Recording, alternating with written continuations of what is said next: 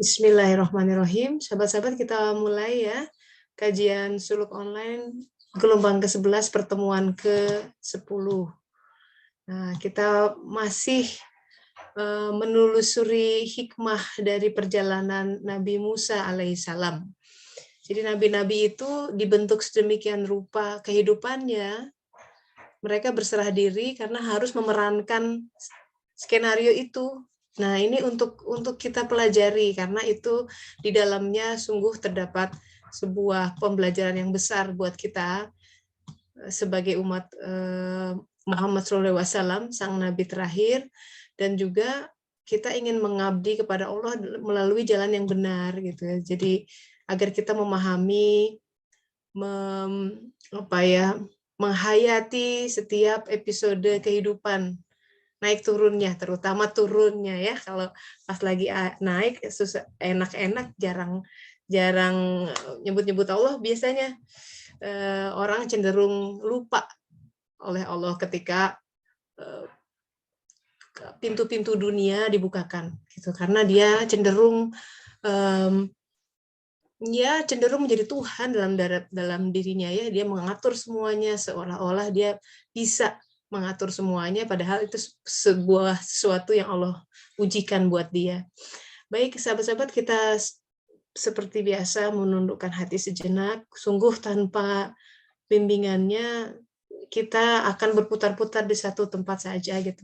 Tanpa dia tunjuki, kita akan mengambil jalan yang salah. Tanpa dia ajarkan, kita tidak akan bisa melihat permasalahan lebih jernih dalam kehidupan, sehingga akan terpuruk terus-menerus di lubang yang sama, terus-menerus di permasalahan yang itu-itu lagi, terus-menerus itu-itu lagi yang membuat kita terpukul, yang membuat kita sedih, yang membuat hidup kita menjadi kurang bahagia.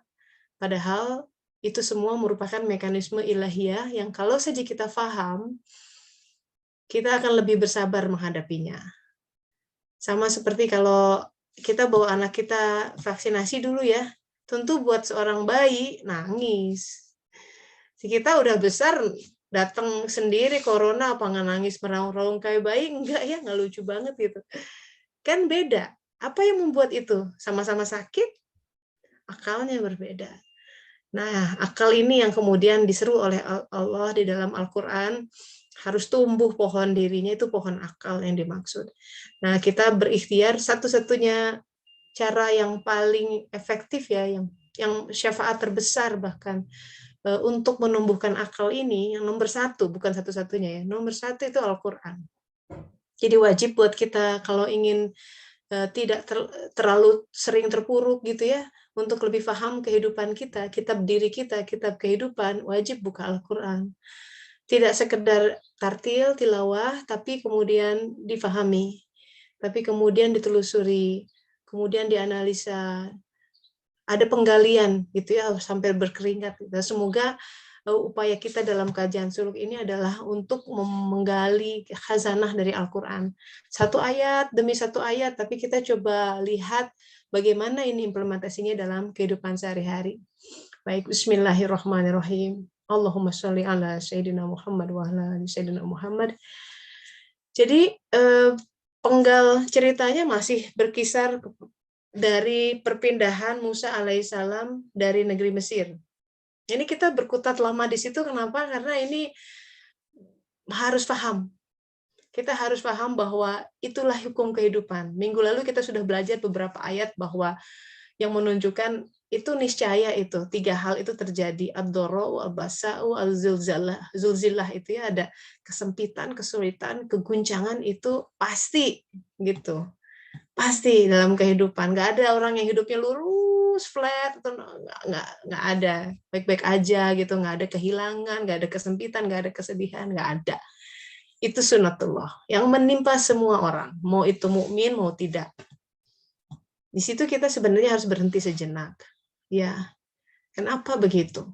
Ya sekarang kita mau lihat ayat Quran lain yang menunjukkan bahwa kalau kita dihadapkan dengan 2 jalan, satu jalan flat, satu jalan mudun gitu ya, turun, satu jalan mendaki, tempuhlah jalan yang sukar dan mendaki.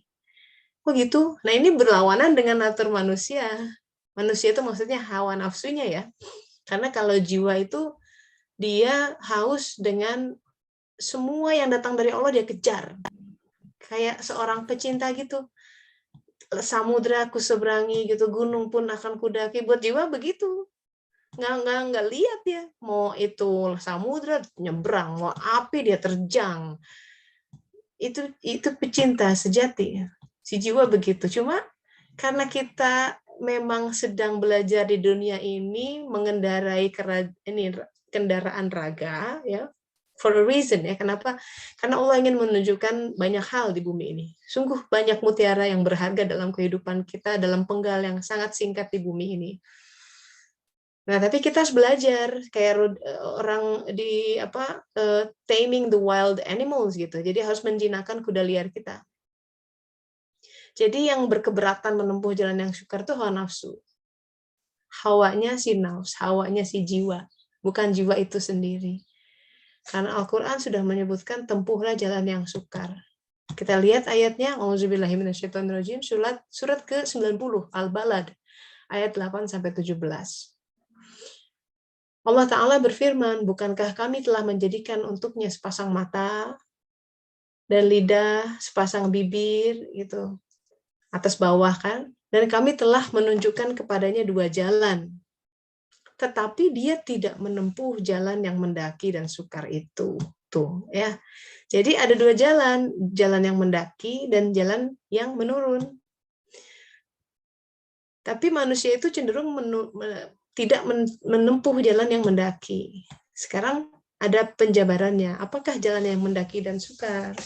Yaitu membebaskan perbudakan, di situ disebutkan.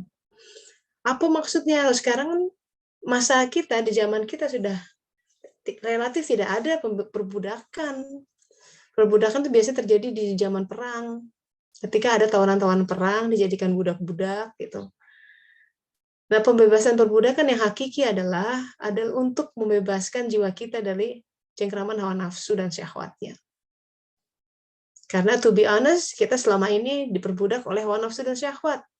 Semua pilihan kita, semua preference, semua keputusan kita, itu yang berbisik, ya. Penasehatnya itu si hawa nafsu dan syahwat. Jodoh pengen yang itu, karena hawa nafsunya bilang, pokoknya itu keren, dijamin masa depan. Gitu ya, syahwat bilang, cakep banget. Nggak dilihat imannya, nggak dilihat agamanya seperti apa, itu nomor sekian gitu. Kemudian tak berapa lama hancur, biasanya begitu. Atau ya karena kan kenikmatan dunia hanya berjangka waktu sedikit ya. Barang siapa yang menikah karena ketampanannya, kata Rasulullah itu, atau kecantikannya akan luntur. Harta bisa hilang, bisa bangkrut. Jabatan kelihatannya aja keren di awal-awal, tapi bisa turun, ya kan? Nah, seperti itu. Tapi hawa nafsu, syahwat kan cenderung untuk melihat sesuatu dunia ini dalam hal yang berbeda. Hadisnya banyak ya, sahabat-sahabat, kalau kita lihat di khazanah agama, misalkan kata Rasulullah, kalau datang kepadamu seorang yang meminang gitu ya, ini bicaranya konteksnya dalam hal perjodohan, misalkan orang yang tampan atau cantik tapi hatinya tidak beriman, kata Rasulullah lebih baik budak hitam legam, dalam arti secara fisik itu nggak menarik lah gitu buat syahwat ya, tapi hatinya damai, hatinya tenang, hatinya diam, hatinya mendukung, hatinya menjejak kepada Allah Ta'ala, itu lebih baik gitu. Itu agama tuh menunjukkan seperti itu loh. Agama menunjukkan bahwa jangan terpaku oleh hal-hal yang bersifat kosmetik, lahiriah, physically. Karena itu bisa menipu. Dan itu sama sekali tidak bisa dipegang untuk dijadikan landasan kebahagiaan kita. Dan betapa banyak orang tertipu dengan itu gitu ya. Menikah karena sekadang semata-mata, oh ini keturunan baik, anaknya si Anu gitu ya. Karena Silo melihat, wah bapak ibunya mungkin pejabat kayak atau apa ya, ya dipinang mau aja gitu. Tapi kan lihat dulu kualitas anaknya seperti apa. Nah, perjodohan itu juga hal yang sama terjadi ketika kita dipinang oleh seorang headhunter misalkan, ya kamu kerja nih di sini, ditawarin tuh, wah kelihatannya bagus, kelihatannya perusahaannya keren gitu ya, it will look good on our CV gitu. Tapi kan kita lihat ada aspek lain.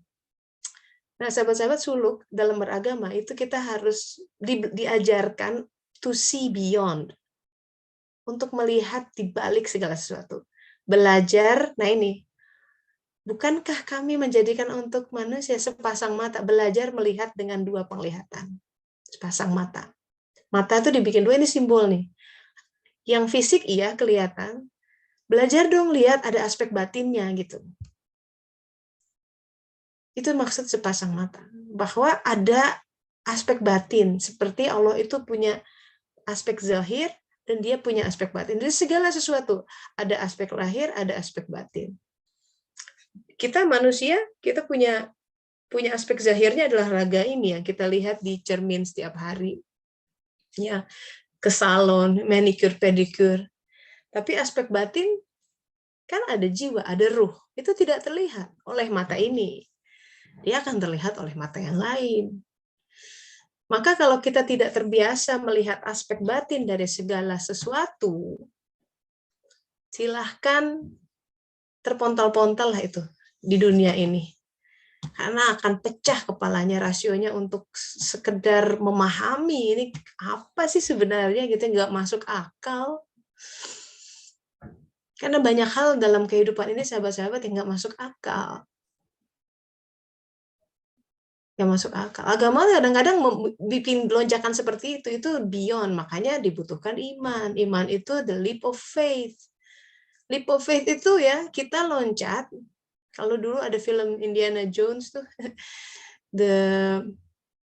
jadi dalam mencari cawan suci gitu ya, the Holy Grail, ada satu episode di mana ini gambaran the leap of faith ya. Dia harus berjalan katanya. Ini ada jurang membentang. Di dalam petunjuknya bilang, aku akan sediakan jembatan buat kamu. Tapi jembatan itu baru terbentang kalau kamu mulai berjalan. Pusing kan? Jadi dia harus kakinya itu disimpan di situ, tiba-tiba si jembatannya brup ada gitu. Kakinya depan brup ada lagi. Jembatannya nggak kelihatan sebelum dia melangkah, itu ngeri tuh. Ya kan? Kita kan lihat dulu jembatannya baru jalan. Ini nggak jalan dulu, nanti jembatannya muncul. Itu sering dalam Al-Qur'an itu. Kisah Musa alaihissalam nanti ya, ketika Musa membawa Bani Israel, itu yang film Ten Commandments tuh yang dibelah laut, itu sama the leap of faith, nggak kelihatan. Pokoknya ke arah situ, kata petunjuk Allah kan. Beliau ditemani Yusha bin Nun, nabi lain yang nanti akan menggantikan Musa. Jalan gitu sampai masuk, sampai air tuh setinggi dada. Ya, Yusha tuh bertanya, terus nih Musa gitu ya. Ini terus kita jalan ke arah sana, ini udah makin dalam airnya. Musa bilang, iya terus. Kata petunjuknya begitu. Tiba-tiba, wah itu epic. Laut terbelah. That's the leap of faith. Hidup tuh banyak yang begitu kan. Ketika kita sebenarnya nggak tahu nih, gimana jalan keluarnya, bismillah aja. Tiba-tiba ada jembatannya. Tiba-tiba laut terbelah. Sebenarnya nggak tahu gimana cara keluar dari kemelut ini gitu ya, tapi percaya aja sama Allah, udah zikir aja, dihantam terus sholatnya, saumnya, zakat, sedekah, infak, keluarin, bersabar diri gitu. Sebelum ya kalau diutak-atik gatu itu susah itu nemuin gimana nih keluar dari kemelut pernikahan seperti ini gitu ya. Tapi tiba-tiba Allah berubah aja gitu, dia berubah gitu ya, konstelasi berubah. Nah itu. Jadi itu kekuatan iman. Ya kalau kita hanya berjalan, itu di situ Allah bicara gitu. Ketika kita tahu bahwa ini bukan saya nih yang ngebuka pintu, dan di situ keimanan kita akan tambah naik. Di situ kita semakin memuja Dia. Di situ kita semakin bersaksi Dia ada ya. Dia ada. Sementara aku tuh nggak bisa ngapa-apain, terus tiba-tiba didatangkan. Nah itu.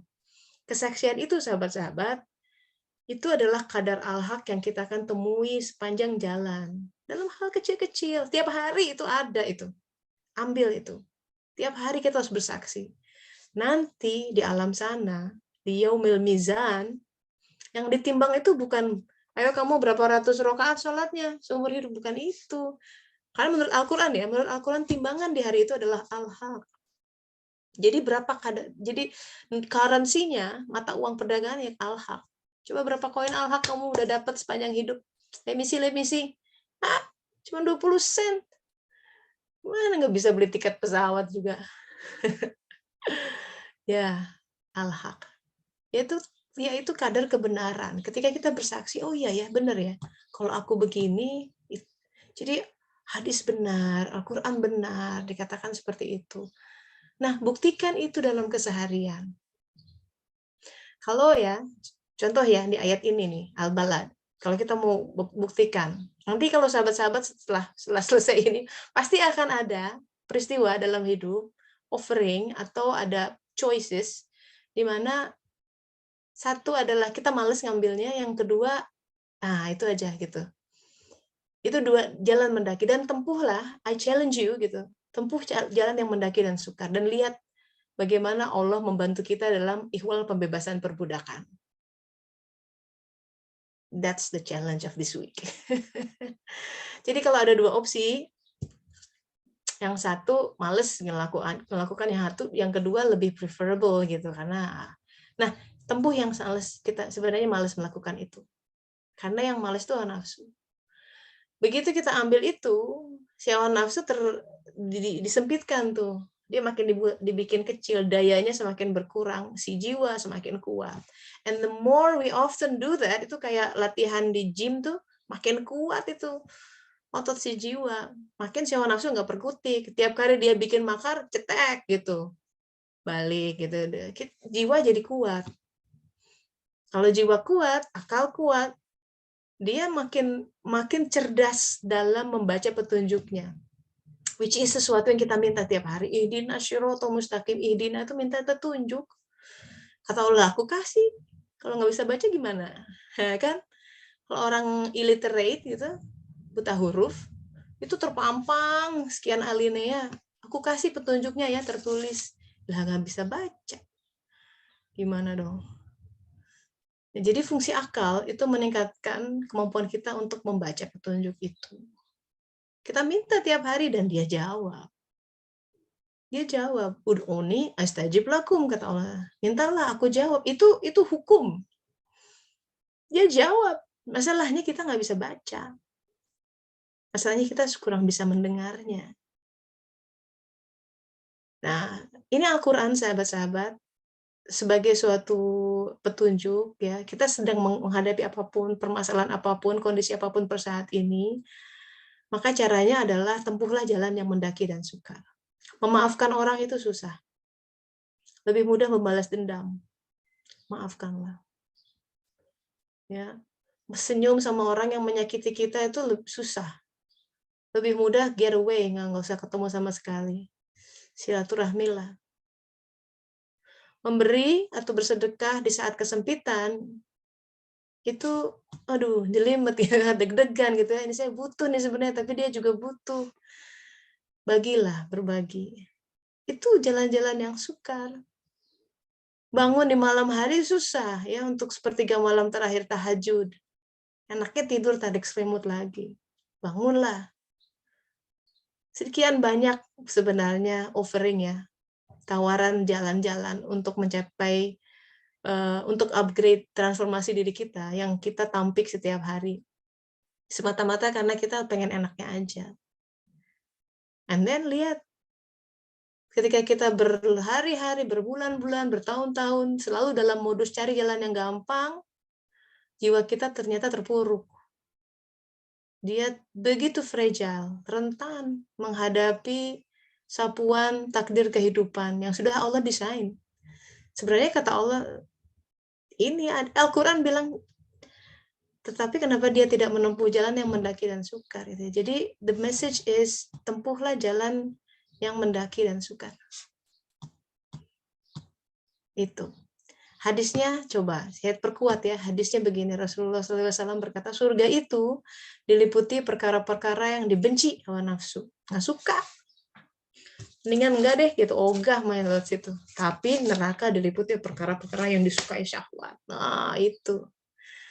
Jadi dengan kata lain ini sama dengan seruan di surat Al-Balad, mau ke surga, tempuhlah perkara-perkara yang kita benci. Melawan nafsu kita. Pengennya cerai aja deh udah gampang. Iya, gampang. Everybody can do that. But to stay, that's the challenge. Itu jihadnya. Pengennya udah berhenti aja deh, nggak melakukan. Iya, kalau dikit-dikit berhenti, dikit-dikit menyerah, wah tidak mungkin kita akan berada dalam kegelapan karena Thomas Alva Edison sudah berhenti dalam percobaan kelima, sementara butuh 1000 percobaan untuk nemuin bola lampu. Dan sekian banyak invention of this world yang dia harus berulang kali sampai menemukan ini caranya. Jadi dunia ini bergerak sahabat-sahabat oleh pahlawan-pahlawan dalam kehidupan, those people who refuse to give up. Kita punya anak-anak ya, kita punya at least we owe to ourselves lah kalau kita, bahwa jangan berhenti di situ. And kan kalau dunia tuh selalu bergerak kita selalu terinspirasi oleh cerita-cerita superhero atau heroes, para pahlawan. Mereka itu adalah orang-orang yang walk extra miles, mengorbankan dirinya dan menempuh jalan yang sukar. Jadi ayatnya jelas, silahkan boleh dilihat lagi surat Al-Balad, surat ke-90, ya dilihat tuh, ayat 8-17. Message-nya adalah tempuhlah jalan yang sukar. Kenapa? Rasulullah sudah lihat surga itu diliputi oleh perkara yang dibenci. And then, kenapa harus seperti itu? Kenapa nggak enak-enak aja gitu? Sahabat-sahabat lihat lagi di Al-Quran, sudah ada episodenya, Nabi Adam alaihissalam, bapak kita semua, dulu juga enak-enak begitu. Di surga, makanan datang sendiri, pohon tuh merundukkan dirinya, nggak perlu jauh-jauh pesan Uber atau apa. Makanan jalan sendiri datang, semua nyaman. Apa yang terjadi? Terjadi peristiwa Khuldi itu ya, beliau melanggar, intinya melanggar apa yang Allah bilang jangan dekati. Bahkan mendekatinya aja nggak boleh. Tapi terjadi. Dan di situ ada moral of the story, kata Allah Ta'ala, dia disimpan di surga, semua yang enak itu kurang azimahnya, kata Allah Ta'ala, kurang tekadnya. Tapi memang by design, di awal waktu, coba dilihat surat Al-Qur'annya, aku akan ciptakan khalifah fil ard, kata Allah. Memang desain awalnya akan ke bumi. Karena kalimatnya bukan khalifah fil jannah gitu. Jadi visi tentang bumi sudah muncul di awal penciptaan. Jadi ini hanya sebuah mekanisme bahwa Adam memang harus ke bumi melalui ini. Tapi intinya adalah kalau kita tidak diuji dengan kehausan dan lain sebagainya ya. Kayak kemarin tuh anak-anak saya tuh udah bisa bertestify tuh bulan puasa. Jadi nikmatnya makan itu baru bisa kerasa ketika kita bisa melampaukan lapar. Sama kalau orang belum pernah ngerasain gimana rasanya haus sampai yang mencekik leher, dia tidak akan pernah menghargai nilai setetes air. Benar nggak? Kalau kita sulit air tuh, dulu zaman di Bandung Selatan, si air ledengnya tuh, air kerannya kuning. Jadi kita susah dapat air bersih itu harus beli galonan gitu. Nah kalau orang nggak pernah mengalami susahnya dapat air, kayak anak-anak di Afrika yang harus berjalan jauh berkilometer untuk mendapatkan sumber air, dan itu sumber airnya keruh gitu ya. But that's the only water they can get. Kalau belum pernah seperti itu, nggak pernah dia, kalau ada air dia buang-buang aja. Nggak pernah dia, waduh ini inget waktu susahnya gitu. Sayang ah. Nah gitu. Kalau orang itu tidak pernah jauh dari Allah, tidak pernah merasa kekeringan dalam hidupnya, tidak pernah merasa hampa dalam hidupnya, dia nggak akan pernah merasakan kenikmatan ketika Allah menyapa dia. Tidak pernah, karena nggak butuh gitu katanya. Nggak butuh up until the day ketika dia habis masa kehidupannya di sini, dan go to the reality bahwa ada realitas lain, Allah gening gitu ya, kehidupan alam lain teh ada gitu kan. Itu salah satu hal yang puzzling orang barat tuh kan, is alive hereafter ada apa enggak gitu. Kalau salah satu filsuf berkata, dia pakai logika ini, rasio, hitung-hitungan. Berdasarkan rasio pun menurut dia mendingan percaya aja. Karena kalau begitu kita nggak percaya dan ternyata ada, waduh, celaka kita katanya gitu. Jadi mending percaya aja deh, ada tuh kehidupan setelah kematian gitu. Ya dan memang ada gitu ya, dan ya Rasulullah banyak berkata tentang alam barzah, setelah itu ada visi tentang alam padang mahsyar, ada kiamat, ya kiamat kubro, semua orang dibangkitkan. Nah, itu tuh seharusnya sesuatu yang kemudian mengubah diri kita. Jangan pengetahuan tentang hari akhir ada di kompartemen lain, seolah-olah tidak menjiwai, tidak menjadi spirit, ya, tidak memberi fuel bagi kehidupan yang tengah kita hadapi. Kita harus merging itu. Jadi fungsi masalah hidup apa? Supaya kita ma'rifatullah, mengingat dia, mengenal dia. Makanya kalau di haji itu, puncak haji itu di Padang Arafah ya, sahabat-sahabat, benar nggak? Semoga kita haji ya nanti, amin.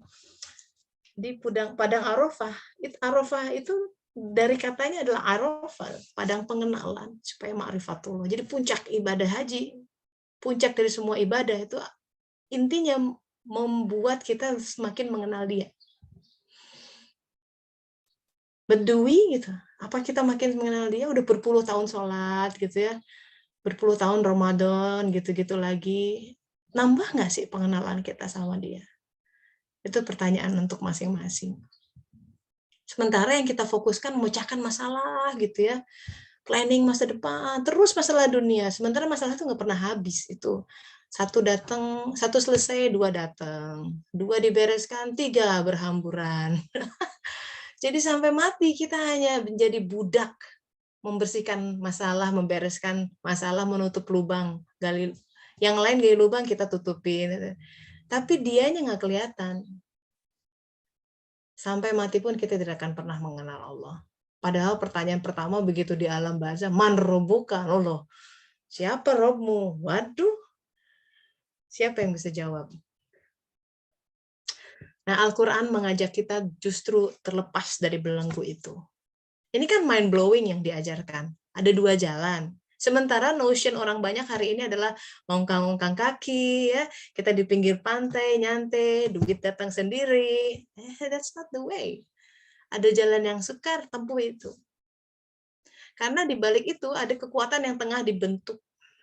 Jadi sahabat-sahabat, kekuatan itu terbentuk bukan ketika, kalau orang kuat tuh ya, ketika dia menang, udah itu selesai itu prosesnya. Tapi ketika dia mendera itu ototnya lagi dibentuk. That is the strength. That is the strength. Kita lagi sabar gitu, day in day out, berbulan-bulan, berminggu-minggu, bertahun-tahun ngadepin permasalahan yang sebenarnya kita tuh nggak suka gitu. Tapi demi Engkau ya Allah aku hadapi, gitu dong. Ini demimu ya Allah gitu. Itu kesatria. Jazanya, ganjarannya, wow pastilah. Allah tuh zat yang paling tahu bagaimana berterima kasih, bagaimana kasih apresiasi sama hambanya. Nah itu ya. Jadi semua untuk ma'rifatullah letaknya di mana? Dia letaknya di qalb. Ini satu slide terakhir saya dedikasikan untuk pertanyaan dari salah seorang sahabat. Waktu itu saya posting di Facebook tuh, si Elia anak saya tanya, kenapa sih Ka'bah itu six shapes like a cubes katanya. Soalnya dia protes kan, dia tanya dia, Mama, is that the house of God? Kan Baitullah kan, house of God. Tapi dia bilang, kok kecil? Gedean rumahnya Will Smith katanya. Iya, Will Smith ada kolam renang, ada macam-macam ya. Nah, itu menarik tuh. Ini katanya Baitullah, cuma sekotak begitu. Maksudnya apa sih Baitullah? Apakah Allah ada di dalam? Interesting, isn't it? Nah, sementara orang yang nggak paham Islam gitu ya, orang melihat Kan liputan orang haji gitu pada sujud di depan Ka'bah, dikiranya tuh orang Islam tuh menyembah itu. Salah besar. Terus gimana dong kita jelasinnya coba? Mesti kita paham sendiri dulu. Kenapa kita mesti sholat menghadap Ka'bah? What is the symbol of Ka'bah? Kenapa ada 6 sisi, ada 4 pilar gitu ya? Kenapa kita berputar circumambulate-nya counterclockwise? Arahnya berlawanan jarum jam. Dulu tuh ada kaidah SMA kita belajar ada arus gitu ya, magnet something like that. Kalau arusnya ke sini kaidah tangan kanan harus sambil ini ke sini terus jempolnya ke atas arahnya. Jadi kalau dia counterclockwise ya memang arahnya ke atas. Kenapa dia berlawanan dengan jarum jam? Karena harus naik gitu, harus mi'raj, salat itu harus mi'raj. Ini sekilas aja ya sebelum kita buka sharing session the six six folds of Ka'bah. Ka'bah itu sebuah kubus ya memang, tapi it's a symbolism. Di dalam agama banyak bahasa-bahasa simbol. Kenapa? Karena simbolisme ini yang bisa bertahan sampai akhir zaman. Jadi orang mau ganti zaman Firaun, ya, zaman nanti 3000 tahun dari sekarang peradabannya udah berbeda, simbolisme akan terus bisa bertahan, orang bisa make sense of it. Ka'bah ini representasi dari kita. Jadi kalau saya gambarkan secara coret-coretan sederhana gitu ya, ada 4 titik di atas, yang biru ini aspek langit, 4 titik di bawah, yang coklat atau hitam aspek jasad. Raga kita itu secara tanah gitu, elemen dari terbangun dari 4 elemen. Itu yaitu avatar itu ya, ada a few singkatannya, ada air, fire, earth, and water. Jadi air, ada udara, ada api gitu ya, ada angin, ada bumi, ada tanah. Itu adalah 4 elemen yang secara kedokteran pun sebenarnya oleh Hippocrates didalami di situ. Jadi ada elemen-elemen manusia yang kedokteran timur lebih punya literatur tentang ini. Orang yang bawaannya tanah disebutkan misalnya ada yang melankolik, ada yang kolerik, ada yang sanguinis gitu ya. Itu beda. Jadi setiap orang punya titik lemahnya sendiri dan titik kuatnya sendiri. Mana yang paling cenderung setiap orang punya 4 elemen itu, tapi mana yang dominan itu akan karakternya jadi berbeda. Dan karakter itu dibentuk karena dia memang harus mengemban tugas yang berbeda juga. Nah, yang perlu dicermati adalah keempat elemen ini, raga kita itu bayangan dari aspek langit. Jadi kalau yang biru itu aspek jiwa, jadi jiwa, raga. Di tengah-tengahnya itu ada barzakh. Satu entitas di dalam diri manusia yang bisa berbulak-balik antara langit dan bumi, jiwa dan raga, sebutkan juga namanya, dia bisa berbulak-balik, yaitu qalb. Karena dia namanya juga dia bisa berbulak-balik. Itu qalb. Dan di surat At-Taghabun, sahabat-sahabat, surat 64 ayat 11 bisa dilihat. Ya. Jadi petunjuk itu adalah ke orang-orang yang qalb, orang-orang yang beriman. Dan hadis kursinya mengatakan tidak memuatku bagiku petala langit dan bumiku. Nah, jadi kata Allah, nggak bisa nih jiwa paham dia, atau elemen raga, rasio otak ini paham dia. Jadi tidak memuatku petala langit dan bumiku. Yang memuatku bukan dia sebagai zat, hanyalah qalb hambaku yang mukmin. Jadi tajalli ilahiyah bisa lewat qalb. Ini yang kemudian membuat malaikat bersujud.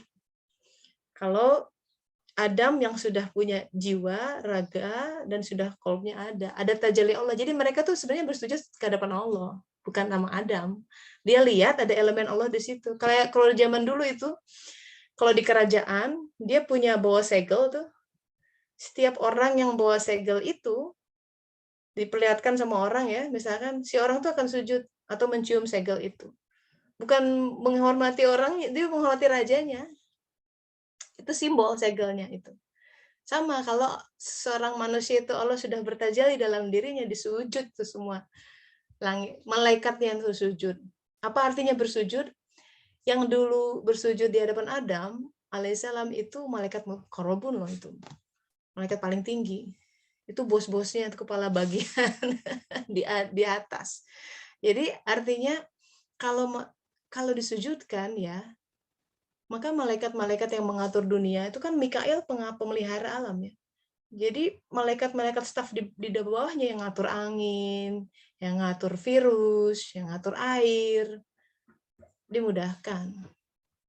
Itu maksudnya bersujud. Jadi bumi itu ditundukkan untuk orang yang Allah sudah bertajalli di dalam. Itu fungsinya.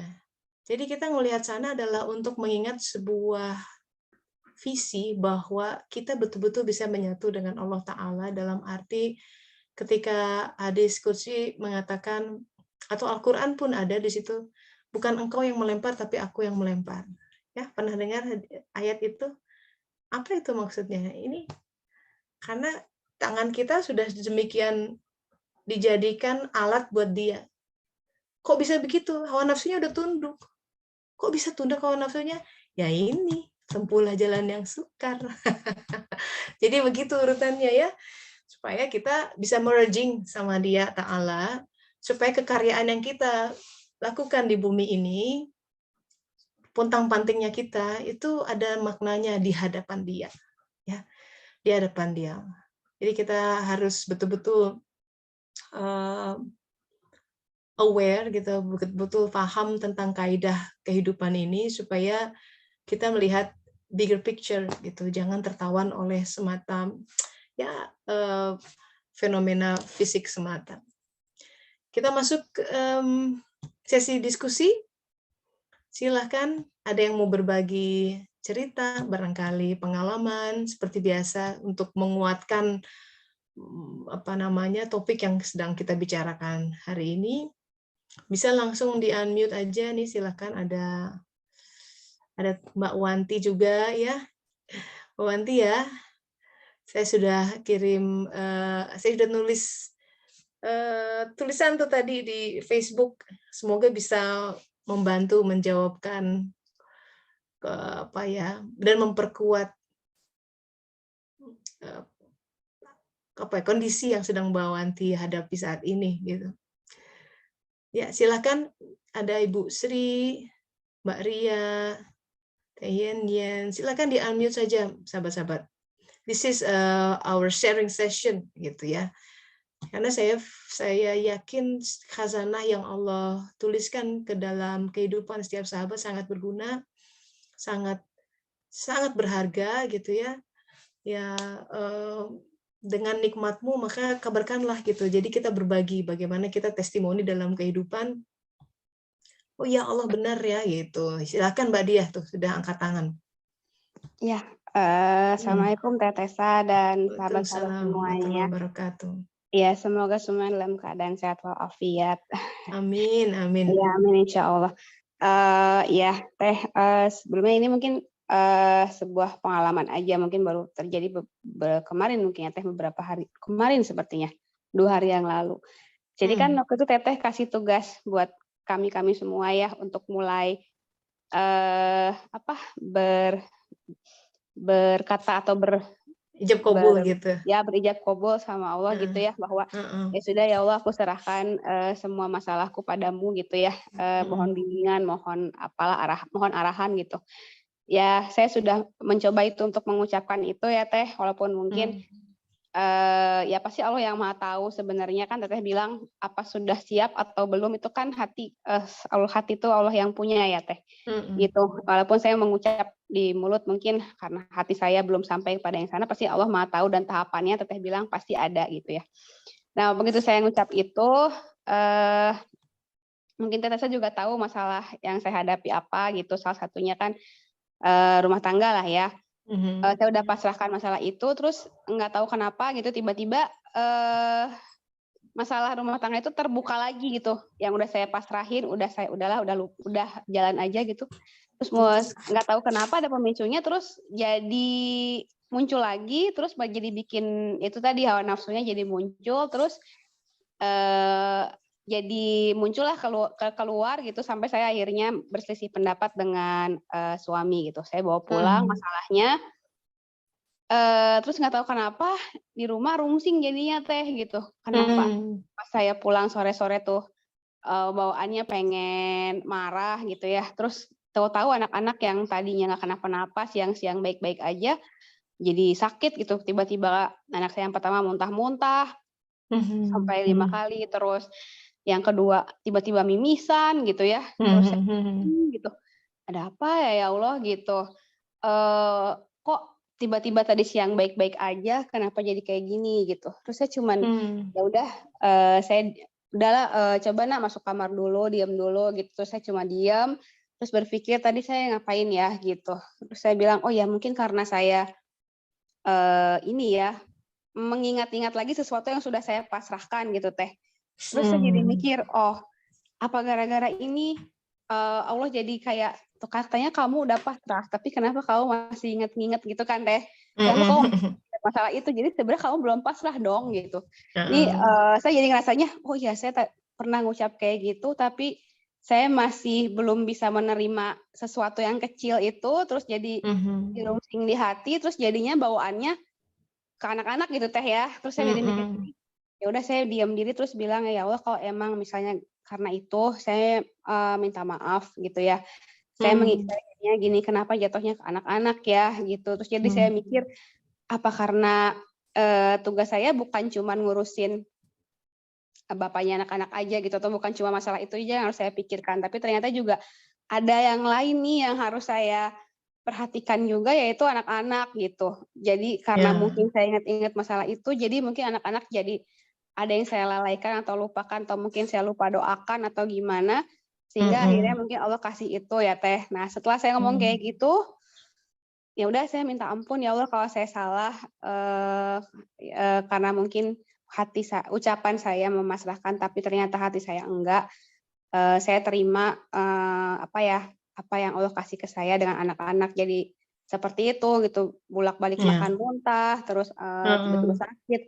Ya udah Teh, alhamdulillahnya setelah ngomong kayak gitu, terus saya bilang maafin ya nak, maafin mama, mungkin tadi mama yang salah. Saya cuma ngomong gitu, mama yang salah, mama tahu mungkin ini Allah tegur mama gitu, mama minta maaf ya nak. Udah Teh Dok, abis itu Teh nggak tahu kenapa jadi udahan aja muntah-muntah ya. Terus mimisannya Teh udahan gitu ya Teh. Terus jadinya malah ke saya ke diare, beneran nggak tahu kenapa, apa salah makan gitu ya.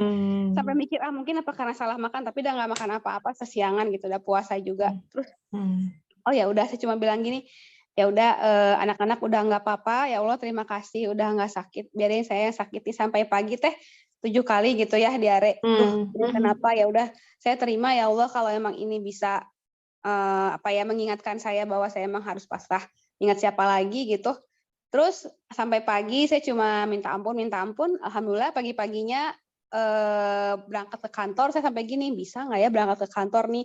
Soalnya setiap sejam ke kamar kecil, setiap sejam ke kamar kecil. Takutnya pas lagi di jalan ke kamar kecil gitu, tapi ya udahlah. Saya cuma bilang dalam hati, minta ampun ya Allah, saya cuma mau ke kantor, cari jalan yang lain untuk melaksanakan apa yang kau minta gitu ya. Ya udah Teh, alhamdulillah sampai di kantor nggak kenapa-napa. Padahal tuh sebelumnya udah 7 kali pulang gitu ya. Ya, ini nggak tahu Teh. Ya mungkin itu sebuah kebetulan. Saya juga nggak tahu ya apa karena mungkin kami ada salah makan, mungkin jadi sakit atau apa. Cuman karena saya hati kecil bilang karena salah satunya yaitu tadi saya udah berijab qabul tapi ternyata mungkin hati saya belum sebersih yang Allah mau kali ya Teh, sehingga Allah kasih ujian dengan masalah kecil, coba deh diuji sama ini, kamu gimana nih hatinya, pasrah atau enggak. Ternyata saya langsung kebakar lagi gitu. Jadi kan sebenarnya belum bisa. Nah dari situ saya jadi mikir, oh ya harus benar-benar lagi nih minta ampun sama Allah. Jadi kalau emang ijab qabul Teh harus benar-benar dipasrahin ya Teh gitu. Jadi saya ingat sama apa kata Teh bahwa kalau emang belum siap tuh Allah pasti bakal kasih ujian-ujian dulu ya sampai benar-benar perkataannya sama bahwa emang menerima apa yang Allah kasih. Ya itu aja sih mungkin sharingnya dari yang alhamdulillah tadi dikasih tuh.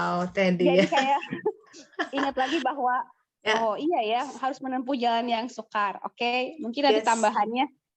Ya Allah, saya terima jalanmu yang sukar ini. Mudah-mudahan Allah bimbing, Allah kuatkan saya ya Teh. Itu aja jalannya. mungkin sharingnya. Amin. Terima Ya kasih, Allah. mohon doanya semuanya. Alhamdulillah. Tuh ya, indah ya kalau dilalui semua setiap episode dengan zikir sama Allah Ta'ala. Karena kalau belum apa-apa, wah ini gara-gara makanan apa, harus nuntut mungkin ya si tukang apa gitu ya, cari sebab musibab, ya itu capek. Bisa, tapi melelahkan sekali. Sangat melelahkan. Sementara kita kehilangan orientasi, kenapa dia mengirimkan itu? So, in essence, there's no such thing as coincidence. Yang disebut dengan kebetulan itu sebuah ungkapan yang karena logika kita nggak bisa merunut itu semua dibikin aja dalam satu kompartemen, dibikin coincidence, kebetulan gitu. Di balik itu ada Allah yang memainkan itu semua, sahabat-sahabat. Nggak ada yang namanya kebetulan. Ayatnya jelas. Coba di Al-Quran dilihat, tidak ada satu daun pun yang jatuh ke bumi, dia tidak tahu. Di luar ilmunya. As we speak now, di kedalaman hutan Kalimantan itu, atau mungkin di Amazon ada satu titik di mana orang jarang ke sana. Satu daun jatuh yang tidak dibicarakan oleh orang, nggak masuk ke sosial media kali ya. Satu daun jatuh apa sih? Ya? Tapi dia tahu mana daun yang jatuh, di koordinat mana. Manusia, masa dia nggak tahu? Itu daun ya, dia tahu yang mana dan untuk peruntukan apa jatuhnya, harus di detik keberapa, di koordinat yang mana, untuk dimakan oleh cacing yang mana gitu. Manusia, begitu seseorang dipasangkan, kita dipasangkan dengan seseorang. Coincidence? There's no such thing as coincidence. It's by design. Semua udah ada desainnya di Lauh Mahfuz gitu. Jadi kita mesti paham, karena ini adalah sarana untuk mengenal dia. Kan hadis kutsinya, aku adalah khanzun mahfi, khazanah yang tersembunyi dan aku cinta untuk dikenal. Makanya semuanya ujungnya pada kita makin kenal dia apa enggak, kita makin sayang sama dia, kita makin bersemangat menuju dia apa tidak. Itu jadi parameternya, udah. Semua diukur dari situ. Kita mau ngambil kerjaan ya, mau pindah rumah misalkan, mau pindah negara pun misalkan ya, apapun. Di setiap keputusan, mau belanja apa kayak ya, mau masak apa hari ini, bismillah, di semua itu harus sering-sering menyapa dia. Itu zikir. Sesimpel kita lagi masak, kayak bilang ya, kita lagi masak nih ibu-ibu, tambah garam atau enggak, itu tanya tuh, libatkan dia, ya Allah tambah enggak ya gini ya, walaupun nanti itu indah. Itu indah. Jangan sepelekan hal seperti itu yang mengubah dunia kita itu seperti itu sebenarnya. Kalau kita terbiasa akrab ya, menyapa dia di dalam hal-hal yang kecil, walaupun sebenarnya pada hakikatnya nggak ada hal yang kecil. Di hari nanti sahabat-sahabat, coba lihat di Al-Quran, takutlah engkau, kata Al-Qurannya, pada suatu hari di mana engkau tidak bisa mengandalkan lagi kiri kanan. Ibu itu sampai menantarkan bayinya itu gimana? What kind of madness gitu. Seorang ibu sampai ninggalin bayi, saking takut, dia sendiri takut. Ibu mana? Nggak kebayang. Kalau kita di sini ya, ada apa-apa dengan anak kita, anak induk ayam pun ya, binatang pun bisa begitu. Tapi ada hari di mana anak itu ditelan, saking dahsyatnya. Di situ kalau orang tidak terbiasa meminta tolong, ya Allah gitu ya, nggak akan bunyi, ngeri. Tapi kita udah biasa akrab di sini, ya kan? Kayak ginilah. Kita pun di sini dalam interaksi dengan orang lain ya. Kalau kita akrab, sering ketemu, kan kalau misalkan, aduh, gajiku kok belum keluar hari ini ya, talangin dulu dong, kan nggak malu kan? Ya nggak? Karena sahabat kita, dia sering ketemu, sering ngopi bareng. Bener nggak? Kalau kita sama sahabat yang udah akrab gitu, nggak malu. Dan sahabat itu udah tahu, dia tahu tabiatnya, bakal bayar kok begitu duitnya ada gitu. Tapi ya orang baru ketemu tiba-tiba, maaf Bu bisa pinjam, siapa dia? Tiba-tiba minta. Of course Ya itu logika aja, the bridging gitu untuk mengenal ya. Kita nggak pernah membangun kedekatan kok tiba-tiba minta-minta gitu. Nah itu ya, walaupun dia tentu maha penyayang, maha pemurah, tapi sekian banyak tirai harus kita tempuh sahabat-sahabat untuk mendekat kepada dia. Waalaikumsalam Nel, selamat bergabung. Kamu lagi di kendaraan ya. Silakan, tadi Teh Lin sudah ngacung, terus mangga Teh Lin. Ada yang mau di-share? Assalamualaikum Teh Tessa. Ya, waalaikumsalam. Assalamualaikum semuanya sahabat-sahabat. Ini kayaknya sharing kali ini saya kayaknya harus kolaborasi sama Teh Hartini deh. Oh ya, silakan Teh Hartini. Teh Lin, insya Allah saya udah di rumah. Oh, udah di rumah. Nah, ini duet nih ceritanya, duet. Iya, ini main role-nya itu. Iya, ini main role-nya itu Teh Hartini gitu. Jadi seminggu yang lalu ya Teh Hartini mengontak saya. Itu beliau bilang bahwa beliau memimpikan ibu saya dan keponakan saya gitu. Nah, selama Ramadan ini memang saya mengkhususkan banyak doa kepada almarhumah ibu.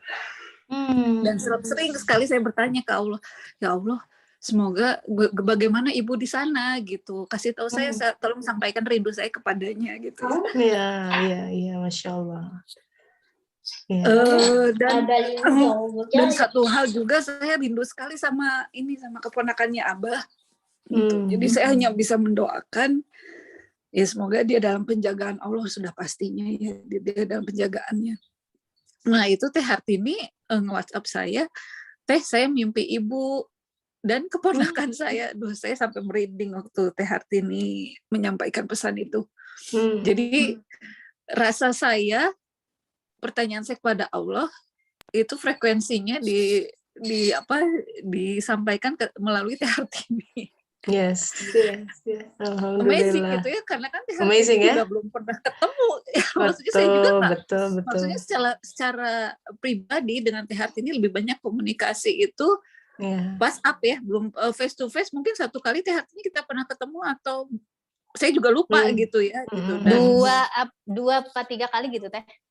Ya, dan itu pun hanya selewatan ya Teh ya, kita belum pernah bercerita heart to heart, itu belum pernah. Dan Teh ini tiba-tiba aja gitu hari itu mimpi itu malam itu.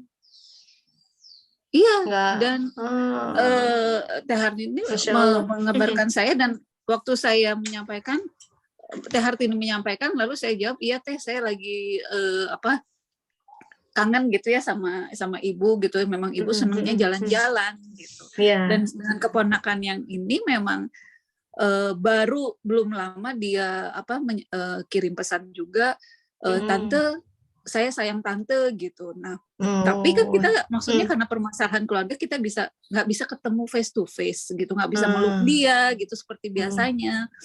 Nah, rupanya ini disampaikan gitu. Saya sampaikan ke Allah, ya Allah tolong sampaikan rindu saya ke keponakan ini gitu. Tolong jaga dia sehat, semoga dia berbakti ke orang tuanya gitu. Yes. Nah, ini dilihat oleh Teh Hartini. Lewat mimpinya dia, dan Teh Hartini menyampaikan ke saya. Teh Hartini detailnya silahkan Teh, gimana? Oh iya. Assalamualaikum warahmatullahi wabarakatuh. Waalaikumsalam. Mudah-mudahan bermanfaat ya Teh ya. Sebetulnya saya menganggap ini salah satu bentuk rezeki ya Teh dari Allah.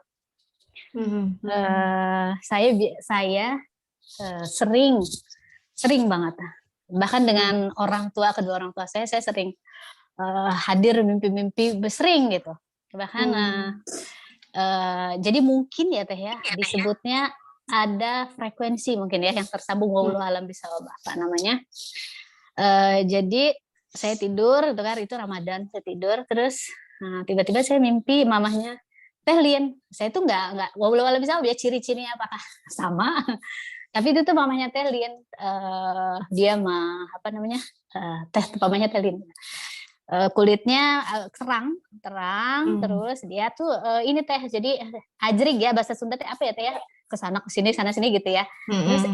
Terus saya hello nyampaikan saya, assalamualaikum Teh dah. Mama mau jalan-jalan dulu ya, gitu kan. Terus dia pergi. Nah ada Teh Lin di situ, duduk di kursi. dengan seorang anak laki-laki. Saya melihatnya dia itu di atas 10 tahun gitu, tapi antara usia 9, tapi yang jelas dia lebih besar dari anak saya gitu. Dalam mimpi itu si anak Tehlin itu bercengkrama dengan dia sangat apa ya Teh, dekat gitu. Jadi kayak diskusi heart to heart gitu. Setelah itu si anak itu Tehlin yang mencium dia gitu. Si anak itu dia mencium dia juga. Rambutnya pirang, terus rambutnya pirang, tidak gimana ya, normal lah gitu, dia gemuk tidak kurus. Terus saya ngelihat ini Teh pipi sama hidungnya itu saya kayak di zoom in gitu ya, ngelihat ini banget. Terus warna bibirnya agak merah muda. Terus anak itu ciumin Tehlin itu kan, aku sayang kamu gitu. Tapi dalam hati saya dia anaknya Tehlin, tapi dia begitu kayak kangen gitu, kayak lama tidak bertemu gitu. Saya hanya melihat saja, melihat mengamati gitu. Saya sendiri tidak dalam mimpi saya tidak ikut bercakap-cakap ya dengan Tehlin dan anaknya itu. Cuma anaknya itu meluk Tehlin luar biasa, kayak lama nggak bertemu gitu Teh. Kangen gitu. Ya, itu Teh. Jadi saya detail juga mimpinya ya, masih ingat sampai Teh. detail. Jadi kalau sama mamahnya cepat, udah mau jalan bentar ya gitu kan. Sudah gitu. Kalau sama yang ini mungkin durasinya detail itu, saya bisa detail. Terus ada satu lagi juga sebelum ini Teh, ibunya Teh Dewi Hadin. Waktu itu sebelum kan waktu itu kita di grup bareng ya sama Teh Dewi itu pamitan saya mau pulang yang melihat ibu saya. Waduh, langsung nyimak saya. Ibunya tuh ini Mbak Dewinya ada nih. Iya. Hadir di mimpi saya gitu. Jadi dia pamitan Teh. Dia merunduk pamitan. Tapi saya nggak mau bilang ini ya Teh ya, karena saya takut. Biasanya saya semenjak saya mimpi itu, saya beneran Teh, jadi saya zikir, saya baca Al-Fatihah, saya betul-betul, bahkan saya sholat ya mengingat almarhumah. Dalam mimpi saya itu, ibunya Mbak Dewi ini Masya Allah, orang yang sangat baik, hatinya tulus banget. Dia itu luar biasa, orang yang sangat nggak pernah diapa-apain sama orang tuh nggak pernah marah gitu. Jadi orang yang sangat ikhlas. Datang ke saya itu dia terus wajahnya alam bisa ini seperti itu, rambutnya pendek, dia mengenakan baju bunga daun hijau gitu. Ini Mbak Tini belum pernah ketemu beliau kan? Belum pernah Teh, belum pernah. Mbak Dewi bisa makanya mungkin kalau nanti saya confirm ke Teh Dewi, mungkin saya pengen minta fotonya apakah betul seperti yang saya mimpi, karena yang saya gambarkan itu kan secara Teh, lebih ke batin, ngelihat oh iya dalam mimpi tidak bisa digambarkan secara oral ya Teh ya. Kalau kita mimpi itu oh iya ini ciri-cirinya itu di hati gitu, bisa melihat itu. Terus Masya Allah Teh, jadi beberapa hari kemudian ada kabar ya di grup mamanya Mbak Dewi wafat gitu ya. Di situ saya udah pas ketika saya mimpi pun saya langsung baca Al-Fatihah, saya ketika saya sholat saya sebut nama dia, saya doakan gitu. Tapi hadir ke dalam mimpi itu Masya Allah, ibunya Mbak Dewi itu orang yang sangat baik, sangat tulus. Kalau dalam mimpi saya ya, orang yang sangat iya betul. Jadi dia itu luar biasa baiknya gitu. Walau alam saya betul apa enggak. Mbak Dewi, Mbak Dewi ada di sini nih. Kalau saya dalam mimpi itu karakter papanya itu agak sedikit keras ya, tapi kalau mamahnya ini adalah seperti air yang melembutkan gitu. Jadi lembut banget gitu orangnya, baik banget, Masya Allah. Itu sama orang tuh dermawan banget. Jadi saya pas dalam mimpi dia pamitan itu Masya Allah Teh, jadi kayak ikhlas gitu. Saya pergi. Alhamdulillah. Jadi kalau ada orang meninggal, kita membicarakan kebaikannya, itu beliau di alam barzahnya senang tuh, tersenyum. Dapat. Ya, sampai mau ditambahkan? Alhamdulillah. Ya. Sampai sekarang alhamdulillah Teh, kalau selesai saya ingat saya Saat ini saya harus japri Ini Teh, jadi kalau saya lihat ada titik frekuensi Wallahu bisa ya Teh namanya. Ada misalnya saya nggak tahu deh apa namanya ya Wallahu bisa namanya gitu. Jadi ada sempat itu pernah juga waktu itu tante gitu, tante jauh, dia datang ke saya pamitan, terus hampura dosanya gitu. Seminggu kemudian wafat. Tapi saya tidak mau membesarkan ini ya Teh ya, karena tidak baik. Ini hanya saya berbagi, ini hanya di kajian suluk, dan itu adalah pengalaman, boleh dibilang itu kan salah satu rezeki ya Teh. Rezeki, rezeki saya tidak mau, jadi tidak mau ini khawatir salah pengertian. Yang pertama gitu. Dikonfirm dulu sama anaknya yang bersangkutan. Iya, itu aja. Iya, terima kasih Mbak Tini. Iya, sama-sama Teh Tessa. Mbak Dewi, you have anything to say? Because memang sayangnya tadi di awal-awal cerita agak keputus karena tadi saya lagi di dapur, jadi sibuk banget nih bikin pangsit lagi. Nggak bikin batagor. Mantap. Terus. Gimana dalam ini katanya ibu tuh orang yang baik, tulus seperti air, nggak pernah marah. In your testimony, memang ibu saya itu terus terang kami itu anak-anaknya itu kami tidak dekat dengan beliau dan kami tidak dekat dengan bapak kita gitu ya. Cuma mereka berdua memang punya karakter yang sangat kuat tapi sangat berbeda gitu. Ibu saya itu orang yang kalau saya bilangnya dia sangat generous, pemurah. Persis, iya. Minta tolong apa pasti ditolong. Sampai kita yang anak-anaknya, ya Allah mah kita kapan gitu. Dia itu anak orang ditolong, anak saudara ditolong, ada yang minta duit dikasih, sampai kita gemes gitu ya. Iya.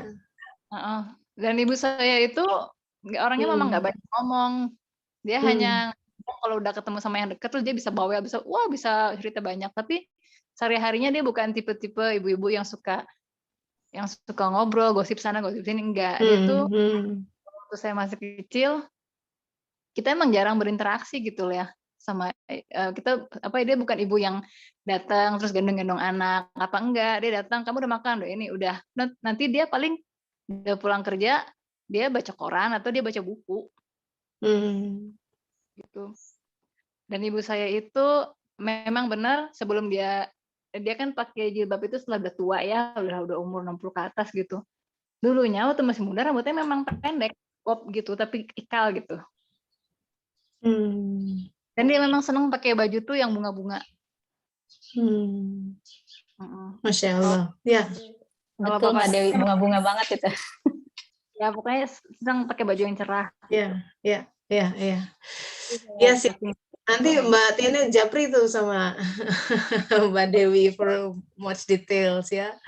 Ini seneng lah ya. Jadi kita ibu-ibu ini dapat berita akhir yang baik gitu. Dikenangnya baik kebaikannya gitu ya.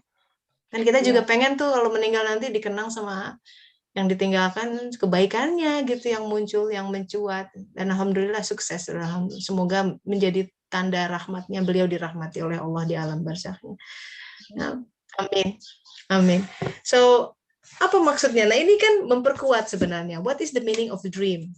Ada ayatnya, sahabat-sahabat. Silakan buka di surat Az-Zumar ayat 42. Jadi itu menggambarkan bahwa Allah memegang jiwa orang ketika matinya. Kalau orang mati, jiwanya diambil, dan jiwa orang itu dipegang ketika dia dalam tidur. Itu kan tidur tuh seperti kematian sebenarnya. Jasadnya kan diam ya, idle.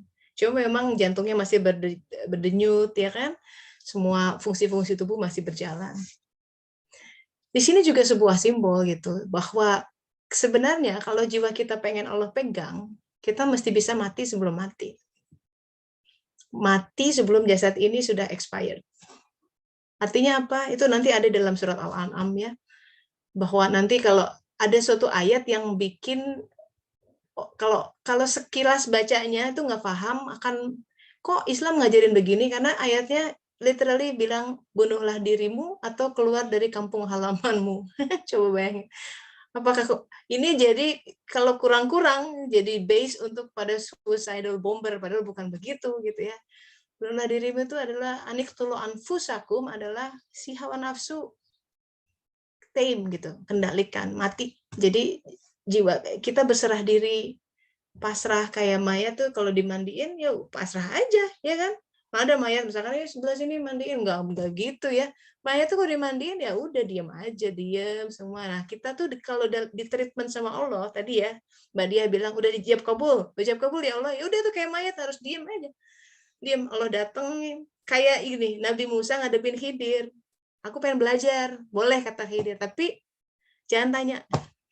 Gitu. Kalau nanti akan dijelaskan begitu masalahnya. Nanti akan dijelaskan, nggak usah tanya, nanti dijelaskan.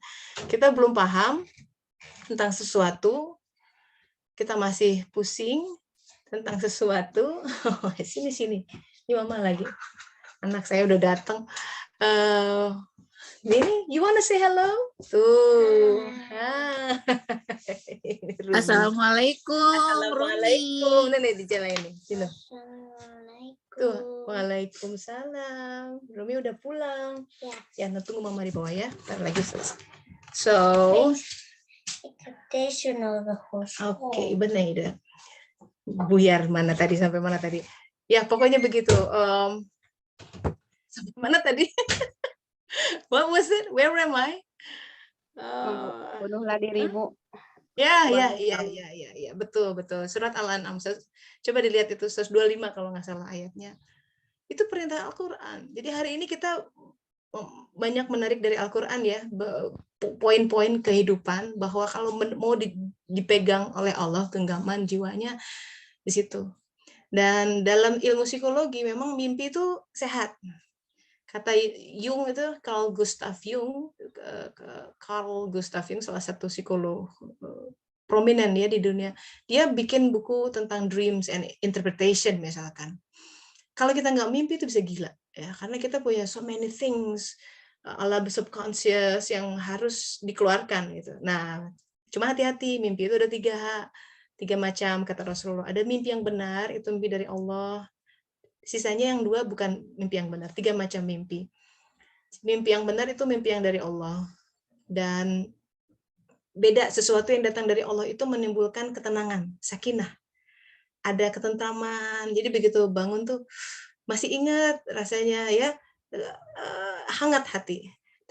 Tapi mimpi yang lain itu bisa dari setan. Kata Rasulullah kalau mimpi seram ya, mimpi pokoknya pengalaman yang mengerikan, begitu bangun sampai kalau hadis dikatakan meludah ke kiri gitu kan. Itu juga hati-hati gitu. Dan yang kedua, yang ketiga itu mimpi dari kita, hawa nafsu gitu ya. Kita misalkan jalan-jalan di mall, aduh lihat sepatu bagus, tapi duitnya nggak ada misalkan ya, itu nanti wujud dalam mimpi, tiba-tiba kita berjalan-jalan pakai sepatu apa, itu karena ada keinginan yang kemudian teranimate gitu, muncul, karena di alam ruh itu ada ruhnya kan, dia keluar gitu dalam bentuk imaji-imaji, kayak kita di dunia Inception gitu, mimpi. Dan kita kadang-kadang ada dalam kondisi mimpi di dalam mimpi gitu. Ini untuk next topic lah ya. Ini ada pertanyaan. Kalau mimpi buruk suka takut ya. Makanya kalau mau tidur itu kan Rasulullah mengatakan kalau bisa wudhu dulu, sholat dulu ya. Witir dulu. Jadi ada seremonial. Karena seharusnya itu jadi sebuah sarana untuk cleanse ourselves gitu. Saya punya teman psikolog ya, dia bilang kalau anak-anak sebelum tidur itu buat saat-saat sebelum tidur itu seperti yang menyenangkan, didoakan, badan bersih udah mandi, dibalur, kalau orang zaman dulu ya dibalur minyak telon, wangi, di ngajiin, sholat bareng, terus digosok perutnya sambil kalau dia tenang, itu bentukan-bentukan yang tidak pas yang terjadi, karena kan anak kan interaksi sama siapa kita nggak tahu ya, itu dibersihkan pada saat tidur supaya dia kembali ke fitrahnya. Nah, kita juga jangan jadi kita harus punya pandangan lain tentang tidur ya. Itu bukan sebagai penggal yang buang-buang waktu tuh, sama sekali tidak. Itu bagian dari ibadah kita. Kita perlu untuk tidur secara jasadi ya, tapi jiwa itu terbangun, tercucikan, terbersihkan ketika tidur. Dia yang pegang. Tapi kalau misalnya kotorannya terlalu banyak, maka mimpi yang keluar ya mimpi pembuangan.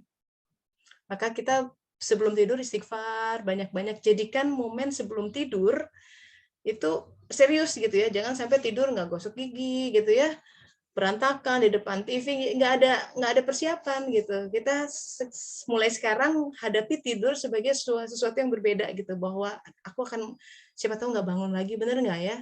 Yang kedua, ya Allah jadikan tidur saya benar-benar sebagai sarana untuk benar-benar istirahat gitu ya, recharging, sehingga kita bangun itu inspirasi membuncah gitu, energi ya, kalau baterai itu full gitu, dan kita siap menghadapi hari yang Allah berikan ke hadapan kita hari ini. Semoga bermanfaat. Ingat, tempuhlah jalan yang sukar dan mendaki. That's the way to our path of happiness. Thank you everyone for joining. Insya Allah minggu depan kita lanjutkan lagi dengan penelusuran kisah Musa alaihissalam. Kita tutup dengan alhamdulillah, subhanaka Allahumma wa bihamdika asyhadu an la ilaha illa anta astaghfiruka wa atubu ilaik. Alhamdulillah. Terima kasih ya Allah. So thank you for sharing. I hope see you again next week. Matur nuwun Teh Tessa. Assalamualaikum warahmatullahi wabarakatuh. Terima kasih Mbak Tessa.